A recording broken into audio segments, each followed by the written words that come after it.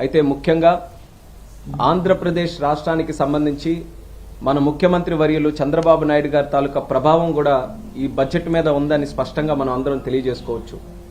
గత 7 నెలలుగా కేంద్ర ప్రభుత్వంతో సంప్రదింపులు చేసి రాష్ట్రానికి ఉన్నటువంటి సమస్యలన్నీ కూడా తెలియజేసి ఎన్డీఏ ప్రభుత్వం రాష్ట్రంలో కేంద్రంలో ఒక డబుల్ ఇంజిన్ సర్కార్ మోడ్లో ముందుకు నడిస్తే దాని ఫలితాలు ఏ రకంగా ఉంటాయనేది అనేక సందర్భాల్లో ఈ 7 నెలల్లో చూపించడం జరిగింది.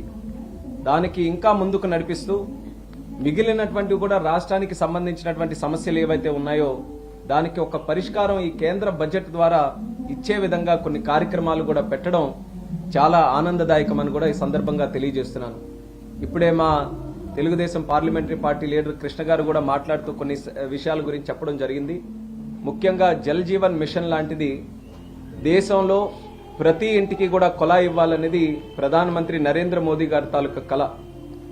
ఆ కళ మాత్రం గత 5 సంవత్సరాలుగా మన ఆంధ్రప్రదేశ్ రాష్ట్రంలో ఏ ఒక్క ఇంటికి కూడా జరగనివ్వకుండా అప్పుడు ప్రభుత్వం, అప్పుడు ముఖ్యమంత్రిగా ఉన్న జగన్మోహన్ రెడ్డి గారు చేశారు. కార్యక్రమాల్లో ఎంత అవకతవకలు జరిగాయనంటే 5 సంవత్సరాల్లో కేంద్ర ప్రభుత్వం నుంచి సుమారు 15,000 కోట్ల రూపాయలు రాష్ట్రానికి పంపిస్తే ఎక్కడ కూడా ఒక్క వాటర్ స్కీమ్ ఒక పంచాయతీ లెవెల్లో కానీ మండల్ లెవెల్లో జిల్లా లెవెల్లో ఎక్కడా కూడా పూర్తి శాతం చేసినటువంటి పరిస్థితి ఎక్కడా కూడా కనబడలేదు. మళ్ళీ తిరిగి మన ప్రభుత్వం వచ్చిన తర్వాత మళ్ళీ దాని తాలూకా లెక్క వేస్తే ఈరోజు సుమారు దానికి డబుల్ ఇంకా వర్క్ మిగిలినటువంటి విధంగా ఈరోజు దాని తాలూకా ఎస్టిమేట్స్ అన్ని కూడా ఉన్నాయి.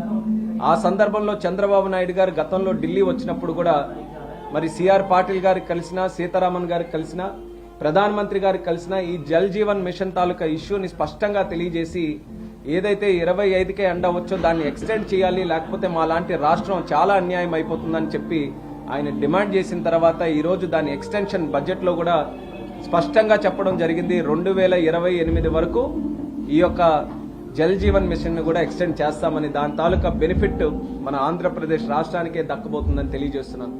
అలాగే మ్యానుఫ్యాక్చరింగ్ సెక్టర్ కి, ఎంఎస్ఎంఈస్ కి ఏదైతే మనం గట్టిగా పుష్ ఇస్తున్నామో దానికి ఈరోజు కేంద్ర ప్రభుత్వం కూడా బడ్జెట్ ద్వారా అనేకమైనటువంటి కార్యక్రమాలు మ్యానుఫ్యాక్చరింగ్ సెక్టర్ ని ఇంకా ప్రోత్సహిస్తూ కార్యక్రమాలు పెట్టడం జరిగింది. దాని తాలూకా బెనిఫిట్ కూడా మన ఆంధ్రప్రదేశ్ రాష్ట్రానికే రాబోతుంది. అందులో ముఖ్యంగా చంద్రబాబు నాయుడు గారి తాలూకా కళ ప్రతి ఇంటికి కూడా ఒక ఆంట్రప్రెన్యూర్ని తయారు చేయాలని. ఆంట్రప్రెన్యూర్ని తయారు చేయాలనంటే స్టార్టప్కైనా ఆంట్రప్రెన్యూర్షిప్కైనా వాళ్ళు చేసేటటువంటి సెల్ఫ్ సఫిషియెంట్కి ఏదైనా ఒక కార్యక్రమం చేసినా దానికి నిధి ఉండాలి. అటువంటి నిధి ఈరోజు కేంద్ర ప్రభుత్వం ఏర్పాటు చేసింది. దాన్ని ఖచ్చితంగా ఆంధ్రప్రదేశ్ రాష్ట్రం పెద్ద ఎత్తున వినియోగించుకోబోతుందని కూడా ఈ సందర్భంగా తెలియజేసుకుంటున్నాం.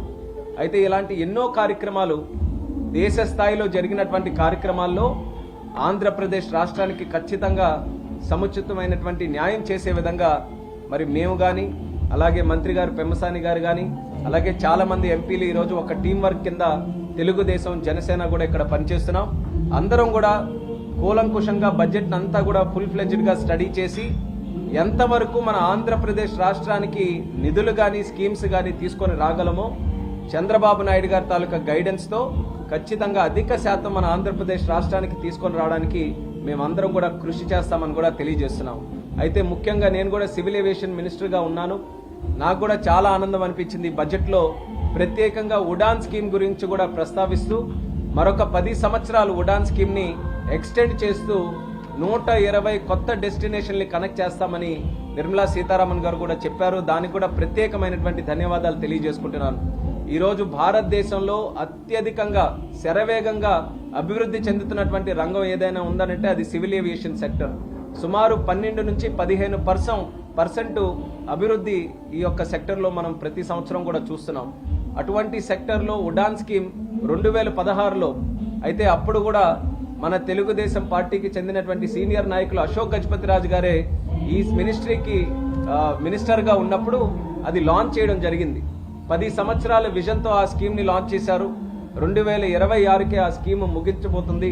మరి నేను మినిస్టర్ అయిన తర్వాత మళ్ళీ దీన్ని